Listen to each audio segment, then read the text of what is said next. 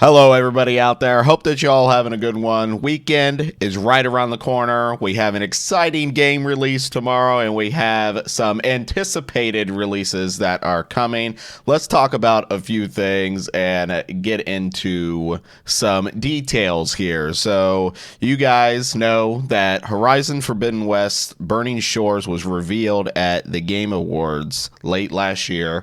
I don't think there was a release date attached to it at the time. I might have to kind of go back and take a look at that, but I've already seen some Google stuff about it. But we're going to check out the pre-order exclusives and see exactly what we'll be getting with the game if we pre-order the DLC. So let's take a look at this little trailer here.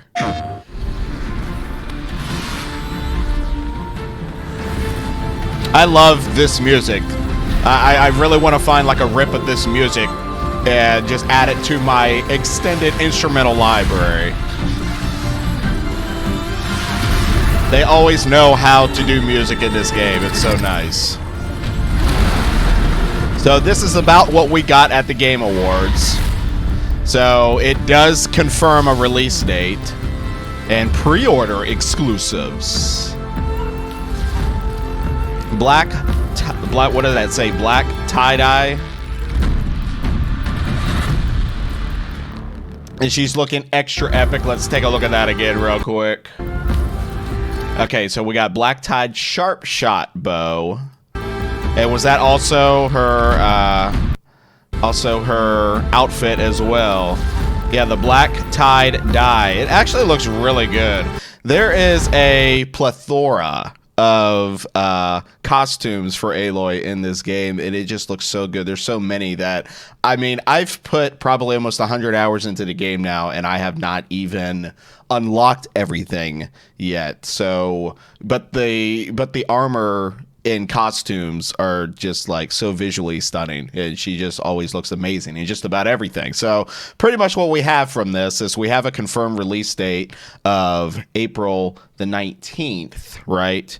And what's actually kind of nice about what they're doing with Forbidden West right now is that it is on PlayStation Plus. So what some were considering maybe that this was a little bit too early for Horizon to just go free, you know, for PlayStation Plus members, but what some are insinuating that it may be a really great idea, because if you do have a PlayStation 5, Burning Shores is only going to be available on PlayStation 5 because they want to be able to utilize the PlayStation 5's graphical and textural upgrades and whatnot, you know, the technology that we have for PS5, and they want to put their full focus into it to bring out the best that they can for this upcoming DLC for Forbidden West. And a great idea, you know, that people are insinuating is the fact they put it on PlayStation Plus. That way people can actually add the game to their library for free,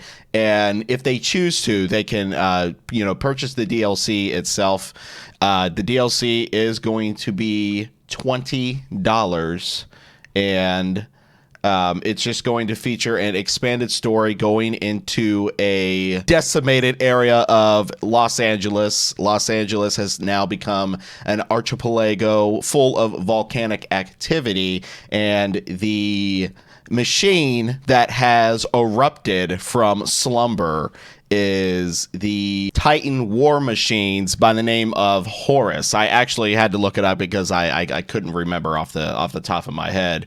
But it seems like it's going to be an exciting extra chapter in Forbidden West, and I am going to be excited to bring that content to you guys when that time comes. But it's nice that we got a release date. We got to see, you know, because I was thinking, you know, they're putting pre-orders on the game, or are you getting something physical? But the pre-order bonuses are most likely going to be the extra skin and bow cosmetic upgrades that you'll get with the game itself. So all that sounds pretty exciting for what's coming for Forbidden West. If you guys enjoyed that game, I'm sure you're going to be looking forward to the upcoming DLC. So the next game that I actually want to focus on is I almost said Dying Light 2, is Dead Island 2. You guys know that the release date has been pushed up to April 21st. We've seen an extended look at gameplay, and we've gotten a brief look at what the story is going to entail. And there's some more details that I would like to bring to the surface that has been reported on, but I just want to kind of talk about them in this video. But let's check out the cinematic title sequence and see what we're looking at. The game just looks amazing so far. So from everything that we've seen, they have definitely put their time into this and their heart and their soul, and it is looking fantastic.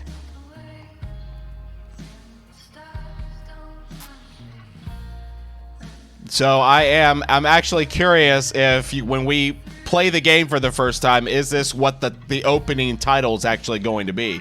Kind of like what Sam B's, Who Do You Voodoo and Dead Island 1.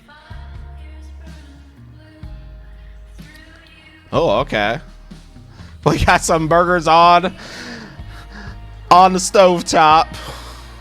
Still cooking. Nighttime look at the Santa Monica Pier with a downed aircraft along the coastline here. Ooh.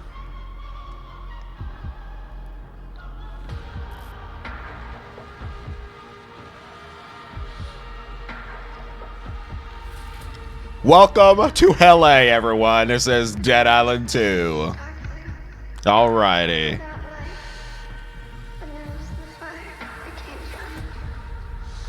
Okay, like we were saying, April 21st is the release for this.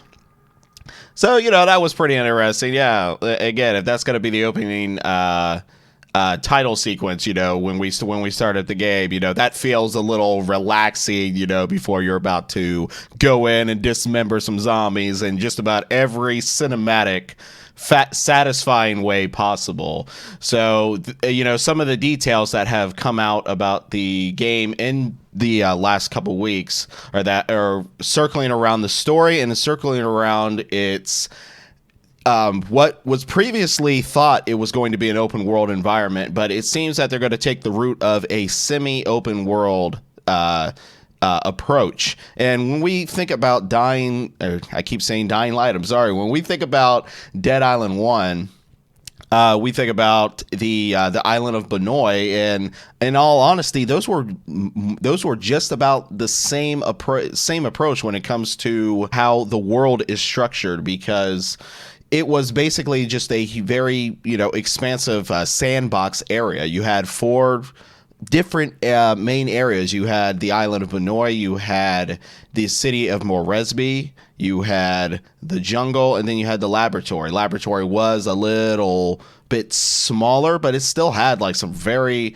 satisfying scenic areas. And then you had the prison. The prison was a little more linear, in the end game sections of Dead Island, but it worked fantastic. Dead Island 1's way of how they did the semi-open world sandbox style was great.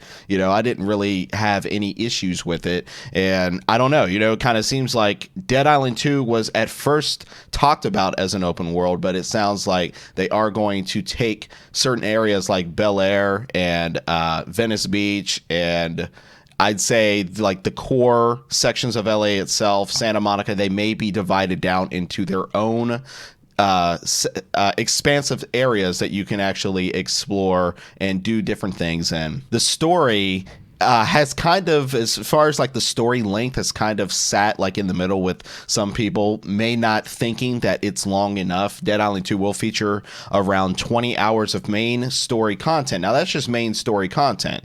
That's not including if you are doing, like a plethora of going around exploring, slicing up zombies, doing side missions, finding collectibles. There's most likely going to be Easter eggs and of the like in the game. I'd say they approach it to something that is a little more easier on the mind, if that makes sense, because, you know, a lot of games these days have a tendency to want you to only play their game and not do anything else. Let's talk about Dying Light 2, for example, because when they had announced that the game would take 500 hours to complete, that was just a very bold statement that a lot of people just didn't really believe. And then, you know, when it comes down to it, when you have the amount of choices that you can make, the side missions, of course, you know, if you make one choice that is very decisive that will affect the outcome of the game, then, you know, you're not really going to know what the other choice is unless you go back through the entire thing again, make another choice, and that just adds on to the game length. And, you know, that doesn't really make any sense. Just, you know, it kind of turns people off. And, you know, not everybody is going to be willing to want to just sit and play that game for that length of time, unless, like, of course, you know, they're a hardcore player and there are people out there that, you know, want to complete everything, completionists, and there's nothing wrong with that. Dead Island 1, if we want to take a look at a little Google search here, its main story was 18 and a half hours of length. And if you wanted to go through and complete all of the side missions and or find like a lot of secrets, because there were a lot of hidden secrets in Dead Island 1 that really wasn't, you know, talked about like right on release, you know. I mean, you know, a lot of this stuff was kind of found out later. And, you know, the game, after about spending all the time doing the side missions and finding all the secret blueprints and any other Easter eggs and whatnot, took about 48 hours. So we're probably looking maybe around the same time length for Dead Island 2, you know, as we were Dead Island 1. So that approach for a story that can seem digestible for people and still be able to kind of go around and do whatever else that you want to do, I think that it is I think that it's a nice approach. The last little story that I want to cover here is Resident Evil 4. So everybody kind of knows at this point that the GameStop pre-orders were canceled when it came to in-store, and even some people's pre-orders online were also canceled. And I want to touch on that in a little bit. So, you know, we have some remake costumes that we'll check out here. Now, I thought originally these were going to be tied to maybe just purchasing like the deluxe edition. I think that there may be some costumes involved with that, but I'm not 100% sure off the top of my head. But I saw these about a week or two ago, and I thought that it was something I didn't really want to, like, you know, kind of take my eyes on, because, you know, when a game is like coming out, you know, you kind of want to be surprised by things like this. And you know, sometimes, you know, people have a tendency to kind of, you know, turn off all their notifications because they know spoilers are going to be coming. Most likely, you know, it's midnight somewhere right now, Friday. Someone has this game and they're playing it and they're probably putting it out online and whatnot. So, you know, we want to make sure that we're not being spoiled, you know, to an extent. I can tell you that most people who enjoy Resident Evil has probably played 4. And, you know, we've seen the outcome of the story and whatnot. But, you know, we could still be spoiled by some of the things that they could be adding in the remake that wasn't present in the original game. And we've seen a little bit of that even in the demo. So, you know, when we're looking at some of these costumes, we got some Leon outfits here. This looks like it's definitely a reference to Devil May Cry. And we have filters as well. Not really sure what those are, but these are like villain and hero costumes.